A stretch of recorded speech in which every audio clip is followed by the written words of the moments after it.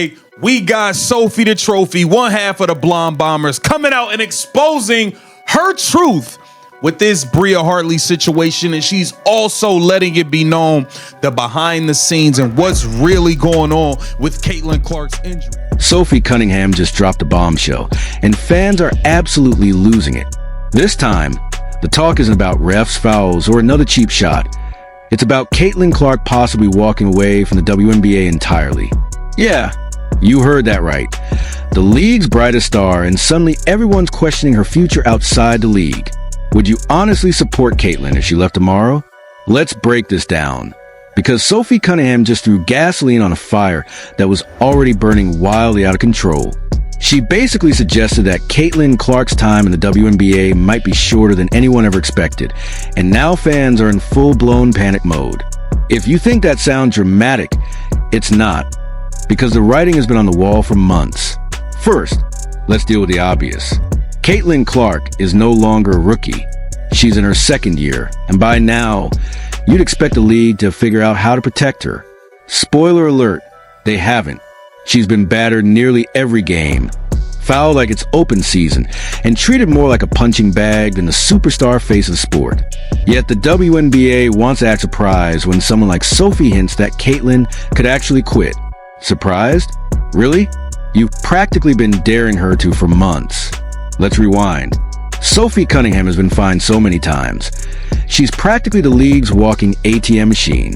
And yet, she's the one bold enough to call out what everyone else already sees. Caitlin's situation simply isn't sustainable anymore. How's she coming along? Dude, I don't know. Everyone keeps asking, everyone's like, you know, and I'm like, literally, she doesn't even know. Like, it's just like a day by day legit type of thing. And so, yeah, she's close, but like, you also have to remember, like, she could be playing if it wasn't in the WNBA by now, but like at this level, with how deep and like how good people are nowadays in our league, which is the best it's ever been, like you can't just be good, you have to be on top of your game. And so just trying to get her back in game shape, I think, is what they're trying to do. But like, again, it's literally a day by day. I'm not holding out any information. And she also would be able to play if this was not sumo wrestling, if this was not UFC, if you guys did not play rugby in these basketball games, she'd probably be able to get out there and do her thing. But she has to put on all this armor, which caused her to get hurt anyway. She had to put on all this armor because y'all don't play basketball. It is rugby out there. Sophie flat out said Caitlin might not even know when she's returning from injury. Day by day. That's the official language from the team. But day by day quickly turns into week by week, and then into season over. Fans don't need a medical degree to realize something clearly. Listen, Sophie, I love you trying to hold it down.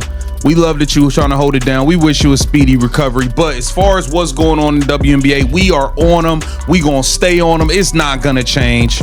It's not gonna change. We're on today nonsense. Here's where Sophie really shook people. She added that Caitlin could probably already be playing if this wasn't the WNBA. That's a dagger. Think about what that actually means. In another league, or even in another sport, Caitlin would likely be back already. But in this league, the talent gap isn't forgiving. The refereeing is wildly inconsistent, and the politics feel worse than high school drama.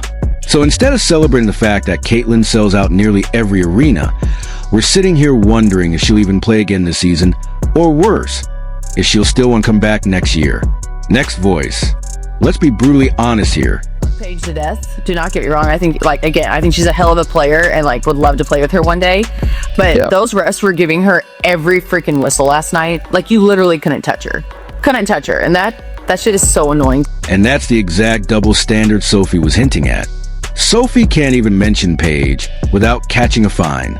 Angel Reese can flat out say Caitlin has a special whistle, and nobody blinks an eye. Coaches scream at refs, and it's shrugged off like nothing happened. But the moment Sophie cracks a joke or points out favoritism, suddenly her bank account gets lighter. That's not enforcement. That's targeting. And when that targeting lines up with Caitlin being at the center of it all, fans naturally start asking, is this personal? Now here's where it gets really uncomfortable for the league. Caitlin Clark doesn't strike me as someone willing to waste her career being bullied by refs and quietly resented by teammates. She's competitive, fiery, and fearless. but she's also incredibly smart. If she feels like this league is breaking her body and draining her spirit, why wouldn't she consider looking elsewhere? That isn't a hot take. It's pure common sense. Let's talk about Europe. Countless players head overseas in the off-season for one reason: money. They get bigger contracts, more respect, and ironically, many say the refereeing is cleaner and fairer. Caitlin could leave tomorrow and instantly become the highest paid women's basketball player on the planet without even dribbling another WNBA ball. And honestly, I wouldn't blame her. Fans wouldn't either.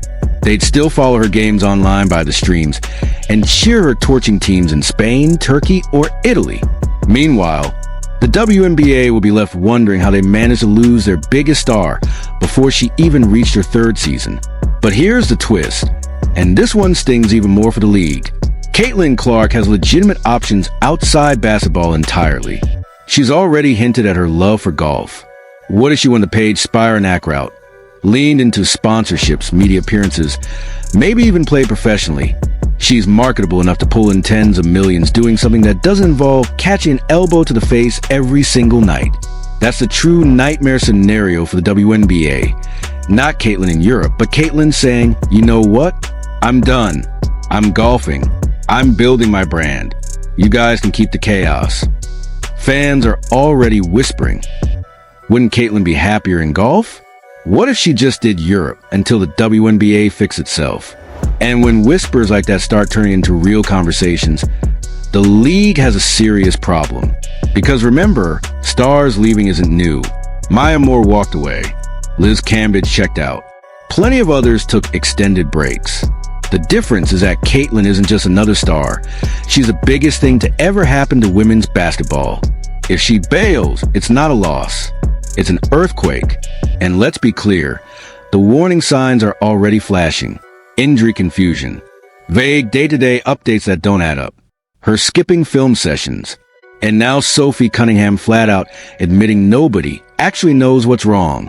That's not bad luck. That's a league failing its most valuable asset. Instead of being transparent, the WNBA keeps playing games. Groin strain, ankle bruise, questionable for tonight. Fans aren't dumb. They see the patterns. They smell the inconsistencies.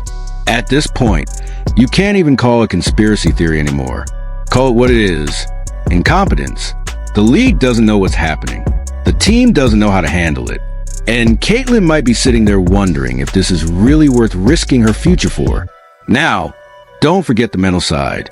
Caitlin's carrying a pressure load no woman in U.S. sports has ever carried. She's the face of Nike, State Farm, Gatorade, ESPN, and the entire WNBA brand. She can't walk into a coffee shop without a line forming. Every game is on national TV. Every shot dissected by trolls. Every foul turned into an online debate.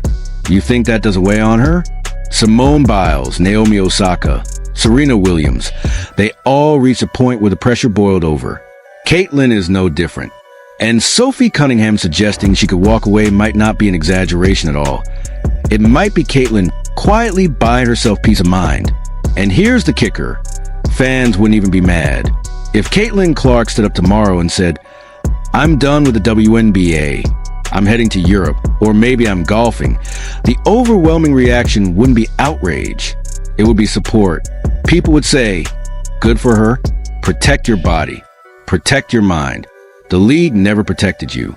Meanwhile, the WNBA would collapse. Without Caitlin, there's no momentum. Attendance craters. Media coverage dries up. Sponsorships vanish. The Caitlin Clark effect isn't just a buzzword. It's the thin line between survival and irrelevance. Sophie Cunningham didn't just stir the pot. She said out loud what thousands of fans were already thinking. Maybe Caitlin Clark should quit the WNBA.